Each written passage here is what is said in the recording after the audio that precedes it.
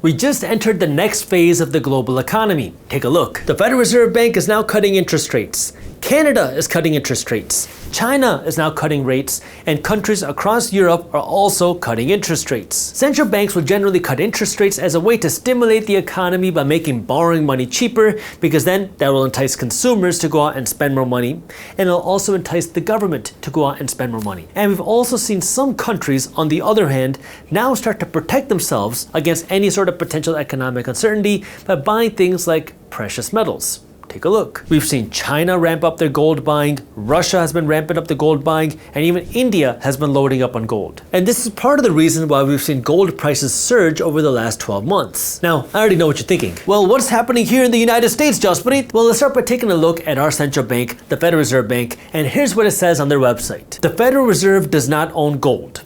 The Gold Reserves Act of 1934 required the Federal Reserve System to transfer ownership of all of its gold to the Department of the Treasury. So if the Fed doesn't own any gold, how much gold does the United States government own, if any? Well, as of 2023, the United States Treasury owns more gold than any other country. Now, before we go any further, I gotta give you the disclaimer, okay? Because I'm just a random guy on YouTube. Investing has risks. You are never guaranteed to make money when you invest. In fact, you will lose money at some point, so make sure you always do your own due diligence and never blindly trust a random guy on YouTube. And I don't recommend what I do to anybody else. I have been buying gold for a number of years, but it's been a small piece of my portfolio, and the issue that I have with every gold salesperson now is they're telling you how the dollar is going to collapse, how the economy is going to go to crap, and that's why you need to load up on gold right now, which is just a whole bunch of fear selling of this gold that I don't like. If you want to invest in gold, great, understand why, and do it under a calm emotion. Just don't panic buy things. I just don't like when people go out and they buy things out of fear and all this emotion-driven investing. I want you to be a financially smart investor, but that's not what this video is about. I want to go over three things. Number one, how are these new shifts in the economies around the world changing currencies? Number two, how is this affecting markets around the world? And number three, how is this going to affect you? So let me start by talking about number one, understanding what this means for currencies, especially with these lower interest rates. The United States dollar is a fiat currency, meaning it's a paper currency that has value because the United States government says that the dollar has value. It's not backed by any precious metal like physical gold or anything like that, although it used to be. We used to have our dollars backed by physical gold, but then over the last number of decades, the United States government has moved the dollar off of the gold standard. We started to see the shift back in 1933 when the United States government passed Executive Order 6102, which banned Americans from being able to own gold. For all of you history nerds, that was under President Franklin D. Roosevelt. But it really wasn't until the early 1970s that the dollar was completely severed off of the gold standard,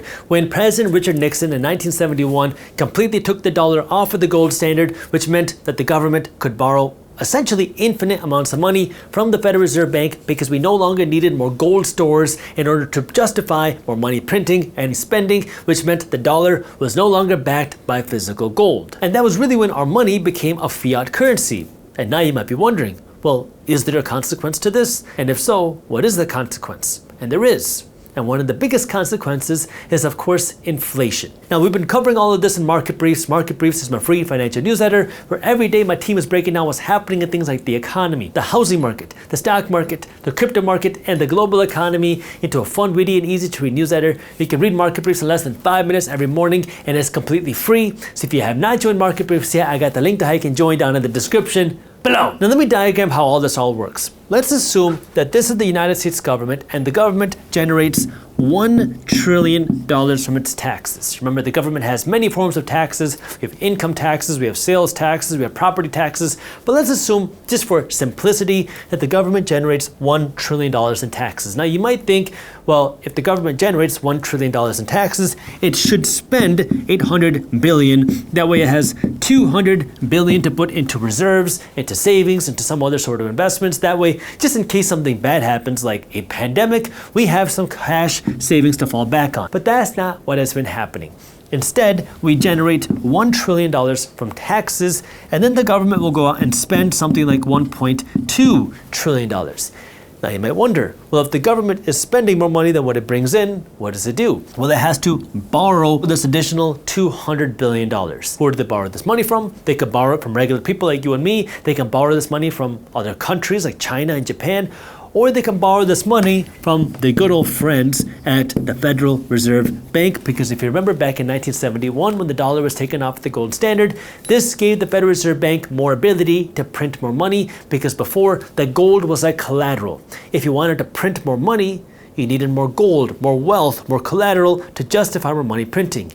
Now, the Federal Reserve Bank has the ability to print money based off of whatever the needs are, because it's paper. So now the Federal Reserve Bank can loan the government money by creating this money, and then the government can spend more than $1 trillion, which then allows it to spend more money into the economy. And now when the government has more money to spend into the economy, they can hire more people. They can build more roads. They can hire more construction companies. They can hire more military companies. They can hire more teachers and police forces and firefighters, which is good for the economy because that means more people have jobs and more dollars are entering our economic system. But then this brings back the consequence, which is, of course, inflation. Because if the government can just spend whatever amount of money that they want and print this money to the Federal Reserve Bank, why do we have to pay taxes in the first place? Because if the government can print all this money, why do we have to pay it through our incomes? And the reason why is because if the government spends too much money, we then see inflation. And what we've seen is the government's national debt has been racking up because the government keeps spending more money than what they bring in. And this has contributed to the big inflation that we've seen over the last 5 years. But the interesting thing is, inflation didn't start in 2000.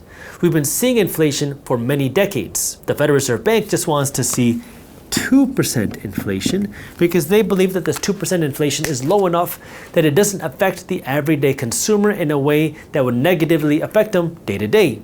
Meaning, it's not high enough for you to notice. Yeah, things have been getting more expensive for a number of decades, and yeah, your income hasn't kept up, but if it's low enough, you don't really notice, unless you really understand money. But for the average person, they don't. That's why the Federal Reserve Bank wants 2% inflation instead of 0% inflation. Now let me tie this all together and really get to the point of this video, because the Federal Reserve Bank now has the ability to control interest rates. Why do they control interest rates? Because they want to monitor what's going on with here inflation. That's supposed to be an up and down arrow. When inflation gets too hot, they then raise interest rates as a way to cool down the economy, as a way to cool down inflation. When they have worries about the economy and inflation is not a problem, the Federal Reserve Bank can then cut interest rates as a way to stimulate spending, as a way to stimulate the economy. And when I say stimulate spending, on one hand, that means making it cheaper for you to get a home, buy a house, buy a car, buy whatever you want because debt is cheaper, but it also means stimulating spending for the government because the government is also a big spender in our economic system. About 30% of our country's spending is from the government. And if it's cheaper for the government to go out and borrow money, guess what? They can get more money and spend more money in the economy. Now that we understand that, let's go a little bit deeper and take a look at how interest rate cuts affect markets, because many times people believe that if you cut interest rates, markets have to go up. But history says that's not always the case. Take a look. Well, history doesn't exactly repeat itself, it does rhyme. And so let's take a look at the last 6 Federal Reserve Bank rate cutting cycles and what it did to the stock market, more specifically the S&P 500, which is a group of the 500 largest companies in the stock market. So we all remember 2020, the Federal Reserve Bank cut interest rates by 1.5%, and through 2020 we saw a wild stock market swing.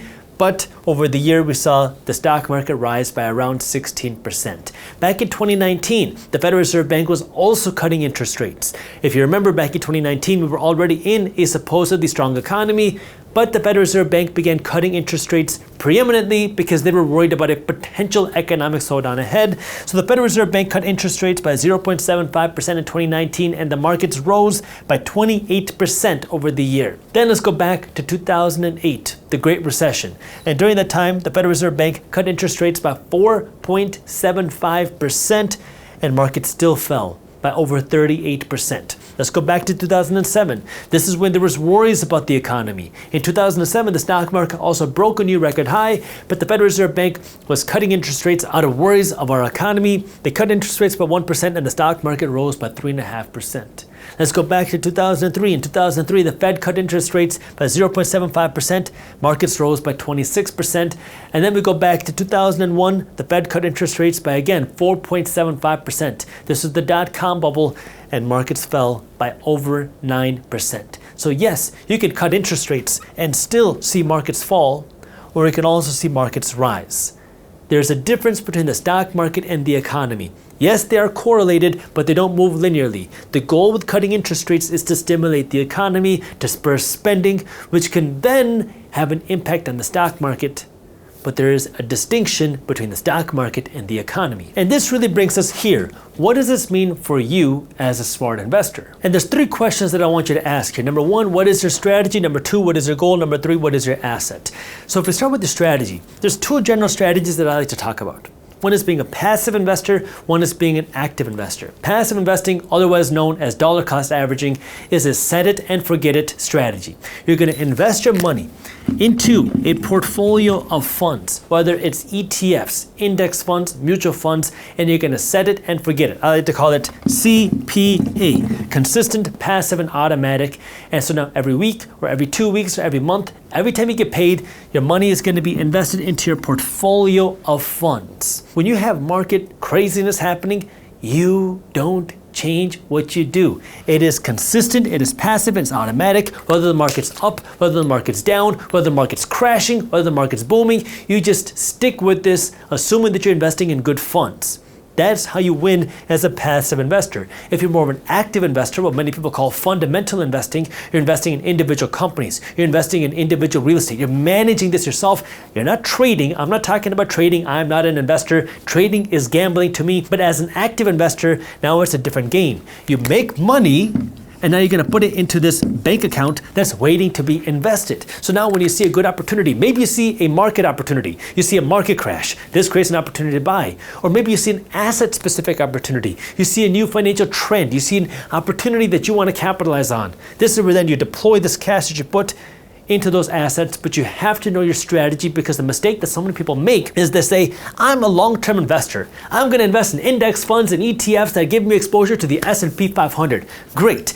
Then you see a pandemic hit and markets fall by 40%, and what do the average person do? They sell, and that's what you don't want to do. You want to use that as an opportunity to potentially buy more. That's the key. You got to stick with your strategy. If you're an active investor, stay an active investor. Don't become a trader or a flipper. The next thing you want to understand is, what is your goal? What are you investing for? Are you investing for cash flow, or are you investing for appreciation? Because if you're investing for cash flow, then you want to invest in assets that are paying strong dividends. That means you're getting paid without having to sell your investments. If you're investing for appreciation, that means you want to find something that's going to give you more growth. For me, again, I don't recommend what I do to anybody else. I'm just a random guy on YouTube. Investing has risks. You are never guaranteed to make money when you invest. In fact, you will lose money. I said this earlier in this video already. But for me, my goal primarily is cash flow. The bulk of my investments are for cash flow purposes. When you look at my stock market passive portfolio, most of these are paying dividends. Most of these are dividend paying funds. If you look at my real estate portfolio, 100% of it is cash flow producing. The bulk of my total investments are cash flow producing, because I like the idea of getting paid without having to sell my investments. Other people hate that, because then you have to worry about taxes.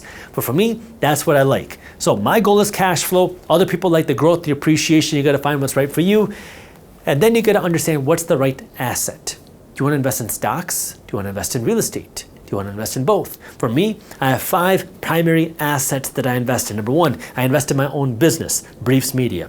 Number 2, I invest in physical real estate. Number 3, I invest in stocks. That's passively and that's actively. Number 4, I have speculative investments. This is a smaller piece of my portfolio. My speculative investments are things that I know could make a lot of money, but can go right back down to zero, and I understand that. I invest in startups. Those are my speculative investments. I also invest in crypto. Those are another part of my speculative investments. Again, speculative, small piece of my portfolio. I don't care about the speculative stuff until I built a solid foundation in the stocks and real estate. After that, that's when I started getting into the speculative stuff, because it's kind of fun and it's a small piece of my portfolio. And then 2% of my portfolio is physical gold. I don't look at this like an investment. I look at this as a way for me to save hard money, because, well, just in case something bad happens. It's that doomsday insurance. And the way I look at it, my theory, is if I took $10,000 in cash today and $10,000 worth of physical gold today, and I buried both of these things in my backyard, my theory is that in 10 years, the physical gold will be able to buy more stuff than the cash. Do I know for sure? No.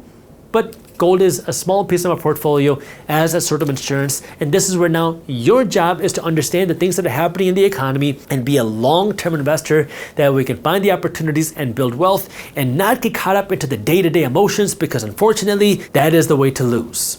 I want you to ignore the emotions. Emotions are the enemy of profits. Be a financially savvy investor, that way you can really build wealth when everybody else is panicking and freaking out, and you find the opportunities. Let's talk about America's debt crisis. The United States government is on track to spend about $6.5 trillion, which is about $2 trillion more than what the government is going to bring in from taxes. Every time the government spends a dollar that it doesn't generate from taxes, the government has to go deeper and deeper and deeper into debt.